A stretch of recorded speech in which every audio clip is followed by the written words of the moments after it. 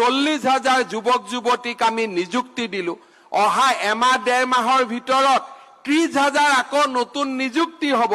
আৰু সমান্তৰালভাৱে 30,000 নতুন চাকৰিৰ বিজ্ঞাপন ওলাব যাতে 1 লাখ চৰকাৰী চাকৰি দিয়াৰ ব্যৱস্থা আমি অহা 3-4 মাহৰ ভিতৰত সমাপ্ত কৰিব পাৰো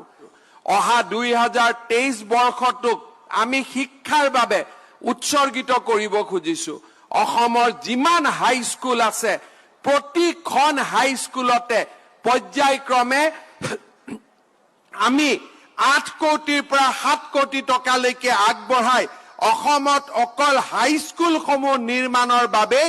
আমি 5,000 কোটি টকা আমি খৰচ কৰিব খুজিছো যাতে আমাৰ হাই স্কুল বিলাকে সিধা সিধি ডন বস্কো সেন্ট মেৰিজৰ বিল্ডিঙৰ লগত প্ৰতিযোগিতা কৰিব পাৰে তেনেকুৱা এটা পৰ্যায়লৈ অসমৰ আমি হাই স্কুল সমূহক লৈ যাব খুজিছো অসমত আমি কেবাখনো বিশ্ববিদ্যালয় নিৰ্মাণ কৰিব খুজিছো আৰু অসমৰ কলেজ সমূহৰো আৰ্থিক বুনিয়াদ আমি শক্তিশালী কৰিব খুজিছো আমি অহা বছৰটো শিক্ষাৰ সকলো প্ৰকাৰৰ বিকাশৰ বাবে আমি নিয়োগ কৰাৰ বাবে সিদ্ধান্ত গ্ৰহণ কৰিছো